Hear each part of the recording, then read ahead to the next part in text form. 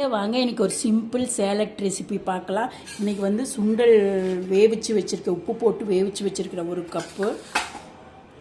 அது ஒரு கப்பு எடுத்துக்கோங்க. வெங்காயம், பெரிய வெங்காயம் கொஞ்சம் கட் பண்ணி வச்சுருக்கிறேன், அது ஒரு கப்பு எடுத்துக்கோங்க.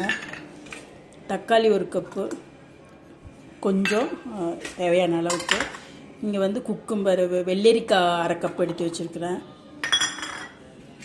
வாட்டர்மெலன் கட் பண்ணி விதை எடுத்துட்டு வாட்டர்மெலன் ஒரு முக்கால் கப்பு எடுத்து வச்சுருக்கேன்.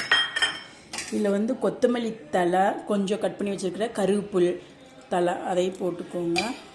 அப்புறம் இங்கே வந்து கொஞ்சம் மிச்சரமும் வேர்க்கடலை எடுத்து வச்சுருக்கிறேன், அந்த கிரன்ச்சினஸ்க்காக, மொறுமொறுப்பு தன்மைக்காக. அதுவும் போட்டுக்கோங்க. நல்லா கொஞ்சம் கலரிக்கோங்க. இதுக்கு தேவையான அளவுக்கு உப்பு போட்டுக்கோங்க. தேவையான அளவுக்கு பெப்பர் தூள், மிளகுத்தூள், கொஞ்சம் லெமன், அரை லெமன், ஒரு 4-5 சொட்டு லெமன். இதை நல்லா கலரி விட்டுக்கோங்க.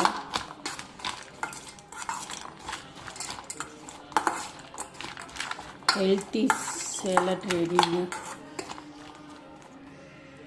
நல்லா கலக்கி விட்டாச்சுங்க, ரெடி சார். இப்போ இதிலேருந்து இதில் மாற்றிக்கலாம்.